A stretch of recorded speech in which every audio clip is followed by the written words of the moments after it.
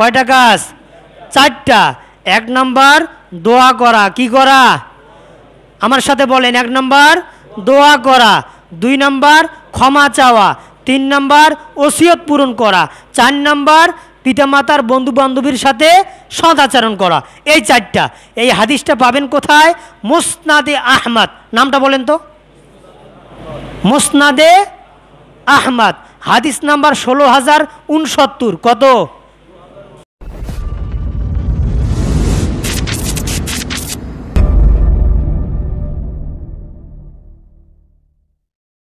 আসসালামু আলাইকুম ওয়া রাহমাতুল্লাহি ওয়া বারাকাতুহু।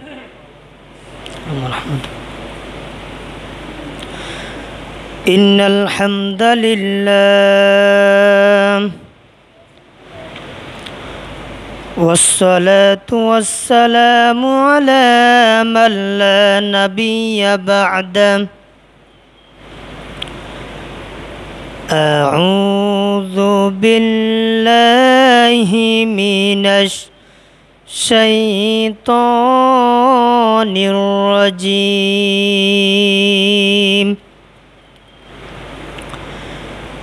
বিসমিল্লাহির রাহমানির রাহিম।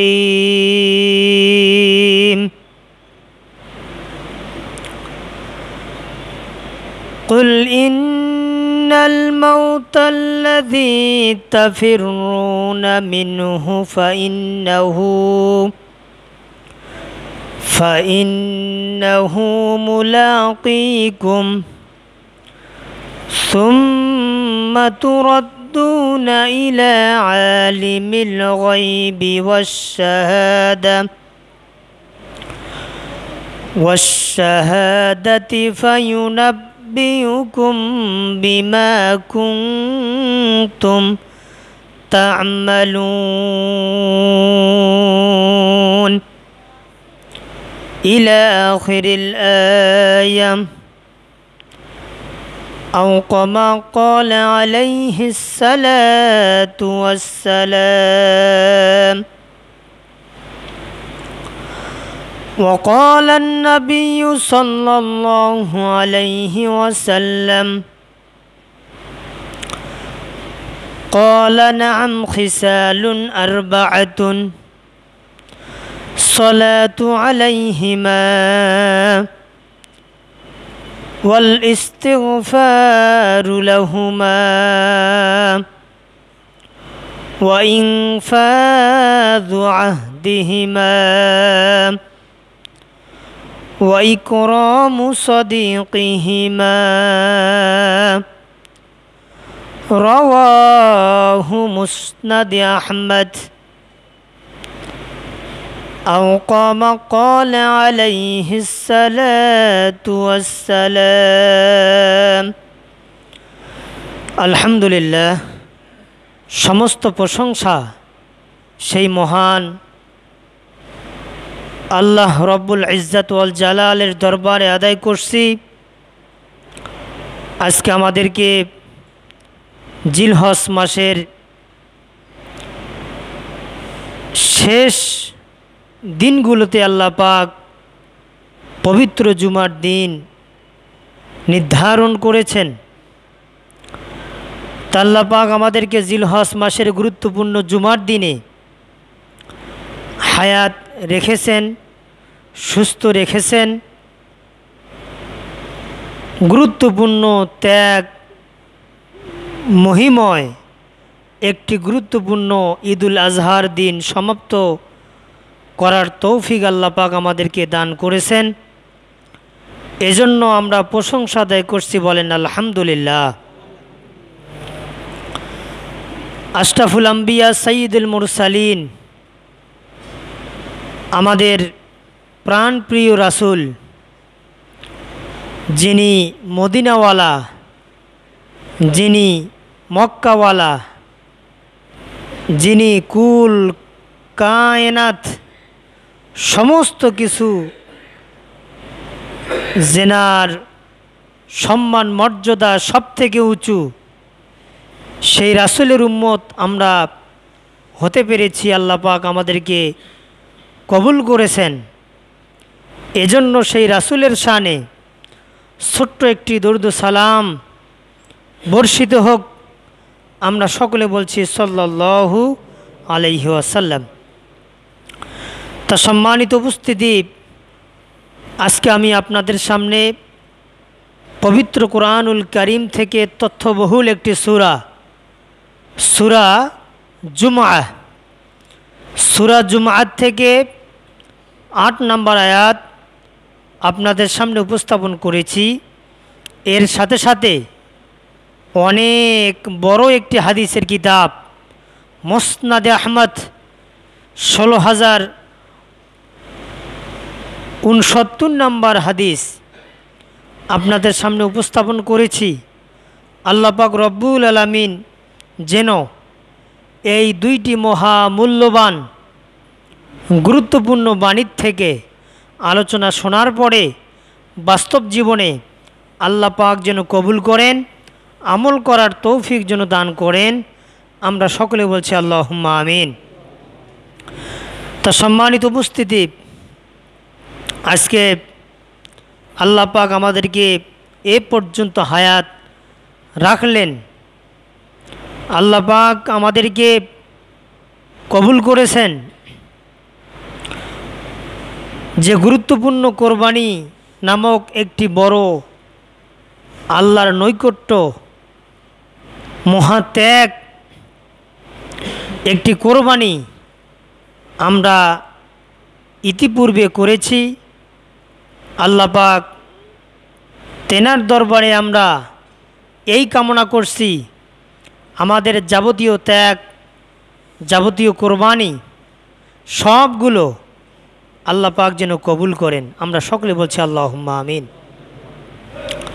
কারণ হলো আগামী বছর এই কোরবানি আনন্দের সাথে ছেলেমেয়েদেরকে নিয়ে, নাতি নাতনিদেরকে নিয়ে, পরিবারদেরকে নিয়ে, সকলকে নিয়ে এভাবে আমরা আঞ্জামের সাথে কোরবানি আগামী বছর করতে পারবো, এই গ্যারান্টি কেউ কি দিতে পারবেন? আছে না? কোনো গ্যারান্টি নেই। যেহেতু গ্যারান্টি নেই, আমরা দিতে পারবো না কে বেঁচে থাকবো আর কে থাকবো না। এমনও দেখা গেছে গত বছর কোরবানি করেছে, আজকের এই বছরে যে আমরা কোরবানি করলাম, অনেক ভাই, অনেক পিতৃতুল্য মুরব্বী তারা দুনিয়ার থেকে চলে গেছে, এবছরে আর কোরবানি করতে পারে নাই, তাদের ভাগ্যে জোটে নাই। আল্লাহ পাক তাদেরকে কবুল করেন নাই। আল্লাহ পাক আমাদেরকে কবুল করেছেন বিধায় আমরা প্রতি বছরে নেই এ বছরেও আমরা কোরবানি করতে পারলাম। বলেন আলহামদুলিল্লাহ। এজন্য আবারও নিয়ত করছি, আল্লাহ আমরা যেন আমাদের যে হায়াত তুমি রেখেছো, আরও যদি আমাদের জীবনের বাকি হায়াত থেকে থাকে, আগামী বছর থেকে শুরু করে আরও যদি কয়েক বছর আমরা পাই, আমাদেরকে কোরবানি করার তৌফিক তুমি আল্লাহ দান করো। হায়াতে তৈয়বা রাখিও, যাবতীয় বালা মুসিবত থেকে তুমি হেফাজত করিও, যাবতীয় রোগ থেকে তোমার কাছে কামনা চাচ্ছি, কামনা করছি, শেফায়ে কামেলা, শেফায়ে আজেলা আয় আল্লাহ তুমি দান করিও। আমরা সকলে আরেকবার কবুলিয়াতের দোয়া পড়ছি, সকলে আমরা বলছি আল্লাহুম্মা আমিন। আল্লাহ তুমি কবুল করো। তাহলে কোরবানি যে সব থেকে বড় ইবাদত, কোরবানির গুরুত্ব সম্পর্কে আমরা পবিত্র কোরআনুল কারীম থেকে যে কথাগুলো পাই, যে আলোচনাগুলো আমরা পাই, এর মধ্যে আমরা যেটা পাই সব থেকে কোরবানি তো একটা বড় ইবাদত। যত দুনিয়াতে ইবাদত আছে সব ইবাদতের থেকে বড় ইবাদত যে ইবাদত সারা বছর করতে হয় সেই ইবাদতের নাম হলো as-সালাত। বলেন সুবহানাল্লাহ। সব থেকে বড় ইবাদত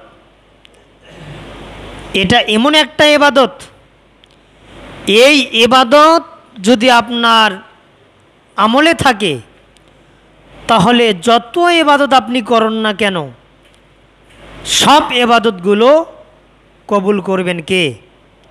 আল্লাহ। আল্লাহ কবুল করবেন। তাহলে as-সালাত এটা সব থেকে বড় ইবাদত। এজন্য যারা সালাতবিহীন আমরা কোরবানি করেছি, যারা সালাত পড়ি নাই, না পড়ে কোরবানি করেছি, সাপ্তাহিক জুমার সালাত পড়ি, আমি তাদেরকে উদাত্ত আহ্বান জানাবো যে ভাইরা আপনারা 5 ওয়াক্ত সালাত আদায় করুন। কারণ আপনি যে কোরবানি করেছেন এই কোরবানির থেকে 5 ওয়াক্ত সালাত বড় ইবাদত। বলেন সুবহানাল্লাহ। বড় ইবাদত। যেমন দেখেন আমার বেলায় আমরা প্রতি বছর 3 জন মিলে, আমরা সহ আমাদের পরিবার সহ আমাদের 2 চাচা মিলে 3 শরীকে আমরা কোরবানি দেই একটা গরুতে। সে জায়গায় আমি প্রতি বছর কঠোরতা অবলম্বন করি। এবছর কোরবানির দিন পর্যন্ত বা তার আগের হাট পর্যন্ত, গরু কেনার হাট পর্যন্ত আমি বলছি যে 3 শরিকের মধ্যে 1 শরিক আমার এক চাচা সালাত পড়ে না। তা আমি বলছি ওই চাচা যদি কোরবানি দেয়, সালাত যদি না পড়ে, প্রতি বছর তো ওই তওবা করানো হয় যে আপনি সালাত পড়েন, কেন পড়েন না? আপনি কেন পড়বেন না? আমরা বাপ বেটা মিলে 3 জন, 2 ভাই আমার আব্বা, আমরা 3 জনে আলেম। এখন পর্যন্ত আমরা 3 জনেই ইমামতি করে যাচ্ছি, সমাজে কথা বলে যাচ্ছি। আমার আব্বাও সারা জীবন কথা বলে যাচ্ছে। এখনও আমার আব্বা জুমার সালাত পড়ায়, 5 ওয়াক্ত সালাত পড়ায় এখনও। আমাদের বংশটাই হচ্ছে এরকম আলেমের সিলসিলা। কিন্তু আপনি কেন সালাত পড়বেন না?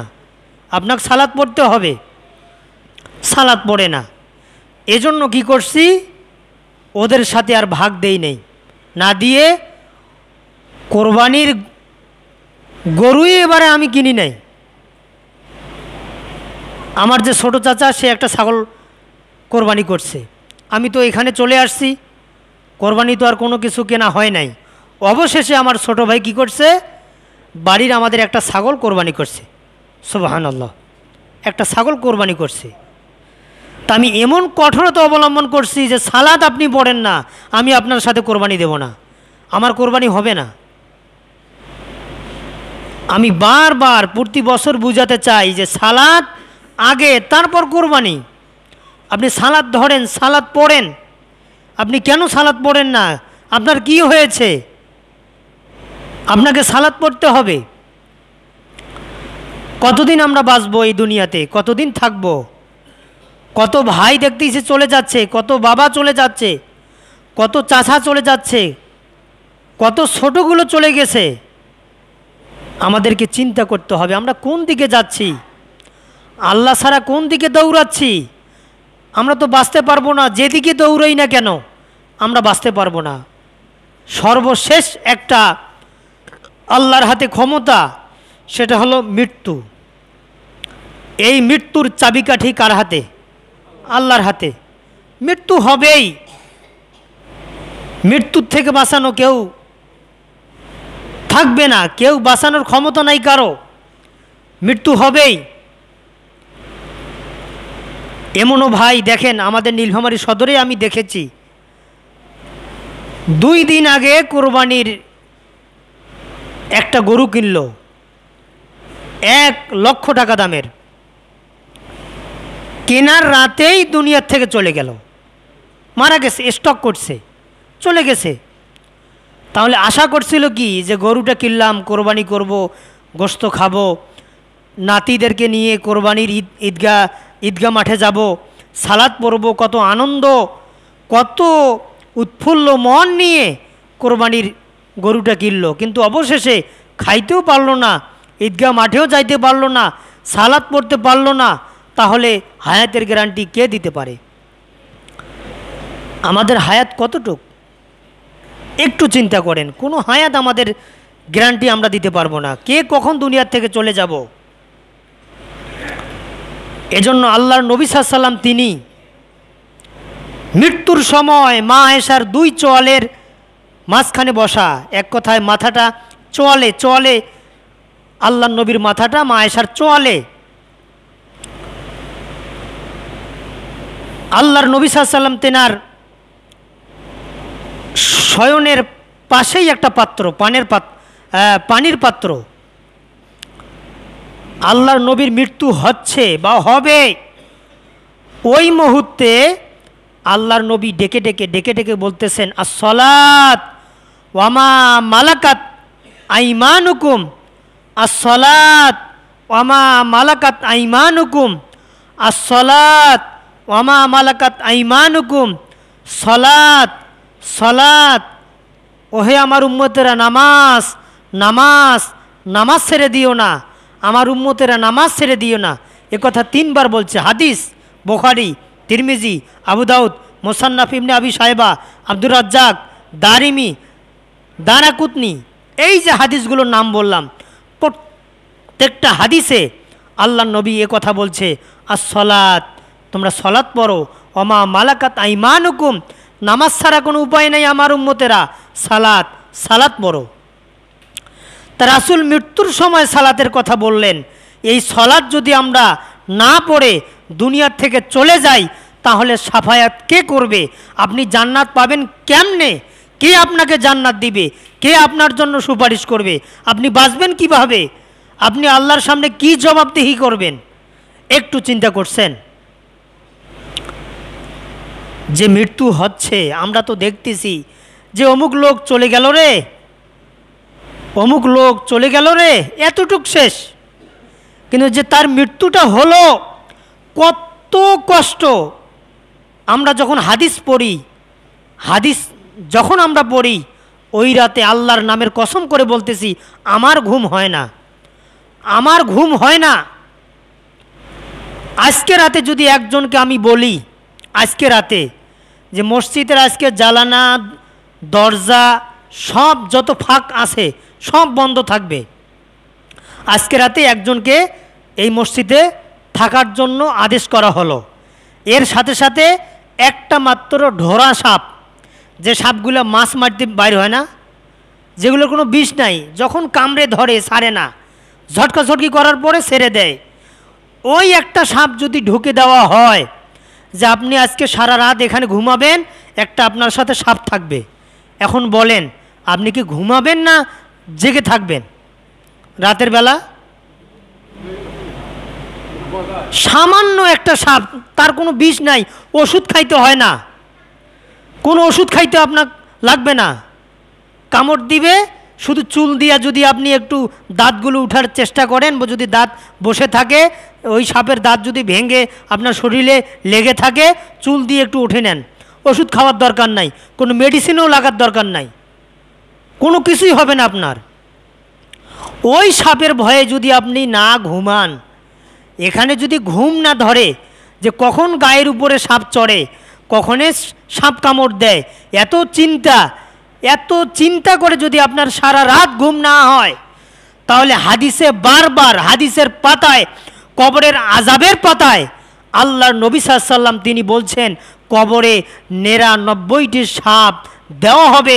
একটা সাপ যদি এই দুনিয়াতে ছেড়ে দেওয়া হয়, ওই সাপ যখন হাঁ করবে, শ্বাস ছাড়বে, শ্বাস গ্রহণ করবে, সারা দুনিয়া ঢুকবে সাপের মুখের ভিতরে, তারপরেও ওই সাপের পেট ভরবে না। যখন শ্বাস ছাড়বে তখন সারা দুনিয়া জ্বলে যাবে, আগুনের মতো জ্বলে যাবে, কোনো কিছুই আস্ত থাকবে না। ওই সাপ 99টা সাপ কবরে দেওয়া হবে। যখন আপনার আমলনামা থাকবে না, একটা একটা করে সবল মারবে, এক সবলে 70 গজ মাটির ভিতরে আপনাকে যাইতে হবে, আবার তুলবে, আবার ওই সাপ সবল মারবে। এভাবে আপনার শাস্তি হতেই থাকবে, হতেই থাকবে, আপনি বাঁচতে পারবেন না। তাহলে এত ভয়ঙ্কর সাপ, যে সাপগুলো আমরা দেখি, যেমন ডিসকভারি চ্যানেলে অনেক রকম সাপ দেখা যায়, দেখি মনে হয় ভয় পাই, ওগুলো সব আমরা দেখিই নাই। ডিসকভারি চ্যানেল যদি আমরা না পাইতাম, না দেখতাম, ওরকম সাপ আমরা দেখতে পাইতাম না। কয়টা সাপ আমরা দেখছি আমাদের এলাকায়, কয়টা সাপ? তাহলে এদের থেকে বড় সাপ 99টি সাপ দেওয়া হবে। তাহলে কোথায় পালাবো? কবরে পালাবো কোথায়? যাব কোথায়? কে বাঁচাবে? একটু কি আমরা চিন্তা করছি? কেন আপনি সালাত পড়েন না? কি হয়েছে আপনার? আপনি কি নিজে কি এই চিন্তা করতেছেন যে আমি বাঁচবো কবরে, আমার ওখানে কোনো কিছুই হবে না? এটা ভুয়া কথা। আর আপনার যখন জীবনটা কবজ হবে, আত্মাটা যখন আপনার কবজ করা হবে, আপনার কতটা কষ্ট হবে একটু কি আপনি ভাবছেন? কি হবে আপনার যখন মালাকুল মাউত ফেরেশতা আত্মাটা যখন কবজ করবে, জানটা যখন কবজ করবে, আপনার কি হবে অবস্থা? একটু কি আমরা চিন্তা করছি? কি হবে? চিন্তা তো আমরা করি নাই। হবে কি? চিন্তা করি নাই। দেখেন আল্লাহর নবী, সহিহ বুখারীতে আসছে হাদিসটা। আল্লাহর নবী সাল্লাল্লাহু আলাইহি ওয়াসাল্লাম তেনার মাথাটা মৃত্যুর সময়, আবারও বলছি, মা আয়েশার চোয়ালে মাথাটা রাখা আছে, পাশে একটা পানির পাত্র। আল্লাহর নবী হাত এইভাবে ঢুকাই দিয়ে হাতটা মুখের মধ্যে এভাবে 3 বার মুছতেছেন, 3 বার এভাবে মুছলেন। মুছার পরে প্রত্যেকবারের বেলায় একটা কথা, একটা বাক্য হাদিসে প্রকাশ পেয়েছে। সেই হাদিসটি হলো লা ইলাহা ইল্লাল্লাহ ইন্নালিল মাউতি লা সাকরাহ। আল্লাহ নবীর জবানের কথা, লা ইলাহা ইল্লাল্লাহ, নেই কোনো ইলাহ আল্লাহ ছাড়া। ইন্না, নিশ্চয়, লিল মাউতি, নিশ্চয় মৃত্যুতে আছে, লা সাকরাহ, অনেক অনেক যন্ত্রণা। এ কথা 3 বার বলছে। উপস্থিত অনেকজন, এর সাথে স্ত্রীরা বসা। আল্লাহ নবী মুছতেছেন, ঘামতেছেন, বলতেছেন লা ইলাহা ইল্লাল্লাহ ইন্না লিল মাউতি লা সাকরাহ, আল্লাহ ছাড়া কোনো মাবুদ নাই, এটা সাক্ষ্য দিচ্ছি। নিশ্চয় আমি বলে যাচ্ছি, মৃত্যুতে যন্ত্রণা আছে, মৃত্যুর যন্ত্রণা থেকে কেউ বাঁচতে পারবে না, এমন মৃত্যু। আবার সুনানে আবু দাউদ এই হাদিসে আসছে, কিতাবুল ঈমান অধ্যায়ে আপনি খোলেন, দেখেন আল্লাহ নবী সাল্লাল্লাহু আলাইহি ওয়াসাল্লাম বলছেন, যখন আমার মৃত্যু হয়, মনে হয় উহুদ পাহাড়টা আমার বুকের উপরে আল্লাহ পাক চড়াই দিয়েছেন। আমার মনে হয় উহুদ পাহাড়টা আমার বুকের উপরে।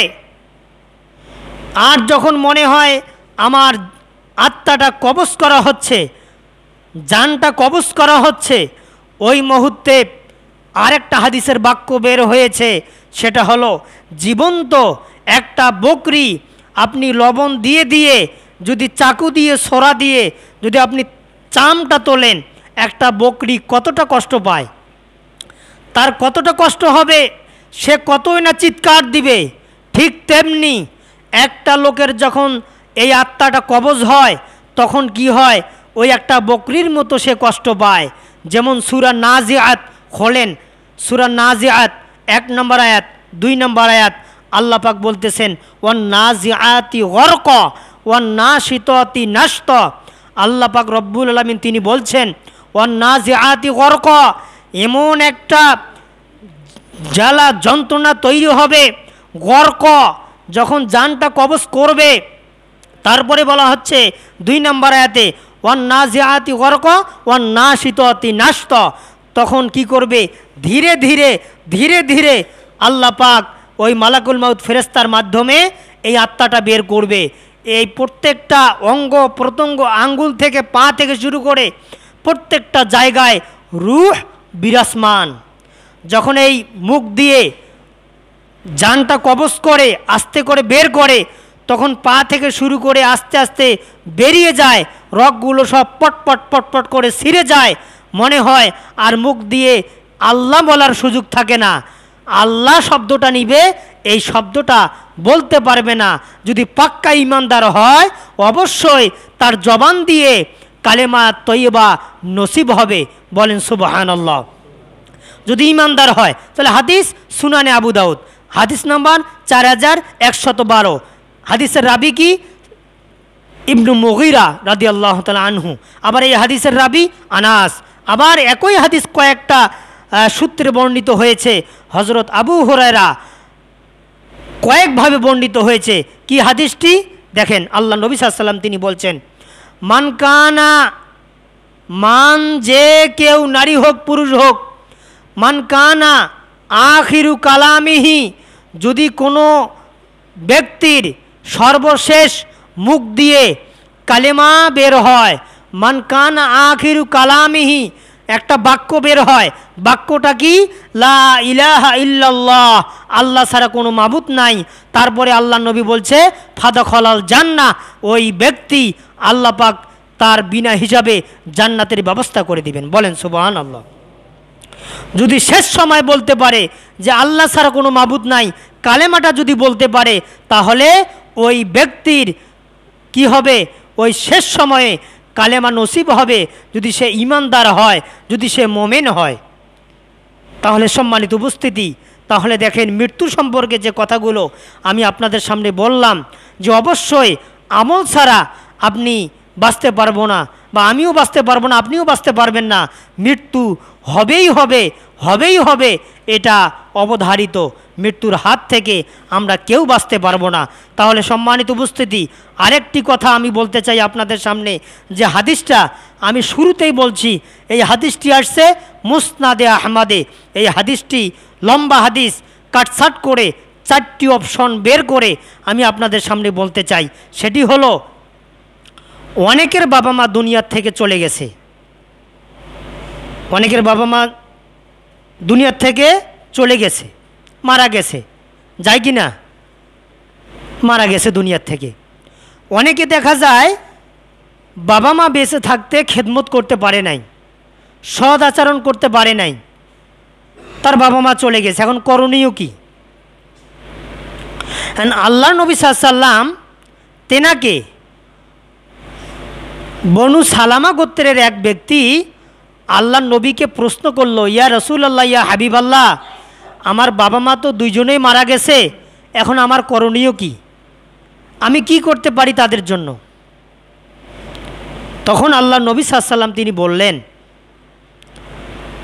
কলা, এই হাদিসটা একটু লক্ষ্য করেন, এর আগে মাথা হেড করছেন, ঘুমাইছেন, পরের হিসাব। এখন হাদিসটা বলতেছি, এই হাদিসটা একটু লক্ষ্য করেন, আমার দিকে তাকান। আল্লাহ নবী সাল্লাল্লাহু আলাইহি ওয়াসাল্লাম বললেন, কলা মানে নবী সাল্লাল্লাহু আলাইহি ওয়াসাল্লাম বললেন, নাআম, হ্যাঁ, খিসালুন আরবাআতুন, হ্যাঁ তুমি যা প্রশ্ন করছো যে আমার বাবা মা দুজনেই দুনিয়ার থেকে চলে গেছে, এখন খেদমত করার কোনো ব্যবস্থা আছে নাকি? আল্লাহ নবী বলল, হ্যাঁ আছে, 4টা কাজের মাধ্যমে। কয়টা কাজের মাধ্যমে? 4টা কাজের মাধ্যমে। খুব শর্ট সময়ে বলতেছি, 22 হয়ে গেছে, বেশি কথা বলবো না। 1 নম্বর, সলাতু আলাইহিমা, তোমার বাবা মা যে দুনিয়ার থেকে চলে গেছে, 1 নম্বর সলাতু আলাইহিমা, তোমার বাবা মার জন্য তুমি দোয়া করবে। কি করবে? বলেন না, কি করবেন? দোয়া করতে হবে। এখন দোয়া যে করবেন, এই দোয়া নামাজ বাদ দিয়া না নামাজের মাধ্যমে? কথা বলেন, বলেন। নামাজের মাধ্যমে। এখানে শব্দ আসছে সলাতু আলাইহিমা, তোমরা 1 নম্বর দোয়া করবে, তোমাদের বাবা মার জন্য দোয়া করবে। তাহলে যদি বাবা মার জন্য দোয়া করতে হয়, তাহলে পূর্ব শর্ত সালাত পড়তে হবে। দলিল সূরা বাকারা, ইয়া আইয়ুহাল্লাযীনা আমানুস্তাঈনু বিস-সাবরি ওয়াস-সালাহ ইন্নাল্লাহা মা'আস-সাবিরিন, হে ঈমানদারগণ, তোমরা সালাতের মাধ্যমে ধৈর্য ধারণ করো, যা লাগে তা চাও, আমি সব পূরণ করে দেব, কারণ ইন্নাল্লাহ মা'আস সাবিরিন, যারা তোমরা ধৈর্যশীল সালাতের মাধ্যমে চাচ্ছ আমি তোমাদের সাথে আছি। বলেন সুবহানাল্লাহ। তারপরে 2 নাম্বার ওয়াল ইস্তিগফারু লাহুমা, তোমাদের বাবা মা দুনিয়াতে বেঁচে থাকা অবস্থায় তোমাকে মানুষ করতে, তোমার বোন আছে বা তোমরা ভাইয়েরা আছো, তোমাদেরকে মানুষ করতে অনেক গুনাহ করতে পারে। এজন্য তোমরা তোমার বাবা মার জন্য আল্লাহর কাছে ওয়াল ইস্তিগফারু লাহুমা, আল্লাহর কাছে ক্ষমা চাও যে আল্লাহ আমার বাবা মা দুনিয়াতে যতদিন ছিল যত গুনাহ করেছে সব গুনাহ তুমি ক্ষমা করো। আমি আমার বাবা মার পক্ষ থেকে সন্তান হয়ে আমি আল্লাহ তোমার কাছে হাত তুলেছি। বলেন সুবহানাল্লাহ। 2 নাম্বার ক্ষমা চাওয়া। 3 নাম্বার ওয়াইং ফাদু আহদিহিমা, তোমার বাবা মা যদি কোনো কিছু ওসিয়ত করে যায় এই ওসিয়ত পালন করা, পূরণ করা, যে বাবা আমি মসজিদে 100 জমি দিতে চেয়েছিলাম, তা আমি তো আর চলতেছি না, আর কয়েকদিন বাঁচবো, না আজকে চলে যাব, না কয়েকদিন বাঁচবো, তো তোমরা যারা আসো ভাই বোন সকলেই ওই 100 মাটি জুম্মা অথবা মসজিদে তোমরা দিয়ে দিবে। যা ওসিয়ত করবে এই ওসিয়ত পূরণ করা। আর 4 নাম্বার হলো ওয়াল ইকরাম, তোমার মায়ের বান্ধবী তাদের সাথে সৎ আচরণ করা। যদি তোমরা সৎ আচরণ করতে পারো তোমাদের পিতামাতা কবরে শুয়ে শুয়ে সব পাবে। বলেন সুবহানাল্লাহ। তাহলে কয়টা কাজ? 4টা। 1 নাম্বার দোয়া করা, কি করা? আমার সাথে বলেন। 1 নাম্বার দোয়া করা, 2 নাম্বার ক্ষমা চাওয়া, 3 নাম্বার ওসিয়ত পূরণ করা, 4 নাম্বার পিতামাতার বন্ধু বান্ধবীর সাথে সদাচরণ করা। এই 4টা। এই হাদিসটা পাবেন কোথায়? মুসনাদে আহমদ। নামটা বলেন তো। মুসনাদে আহমদ, হাদিস নাম্বার 16069। কত? 69। এই হাদিসটা বের করবেন, নেটে সার্চ দিবেন, পাবেন। আল্লাহ পাক আমাদের সকলকে কবুল করুক। যা কিছু বললাম এই কথাগুলোর উপরে বাস্তব জীবনে আল্লাহ পাক যেন আমল করার তৌফিক দান করেন। আলোচনা শেষ। ওয়া আখিরু দাওয়ানা আনিল হামদুলিল্লাহি রাব্বিল আলামিন ওয়া মা আলাইনা ইল্লাল বালাগ। সুবহানাকা লা ইলমা লানা ইল্লা মা আল্লামতানা ইন্নাকা আনতাল আলিমুল হাকিম।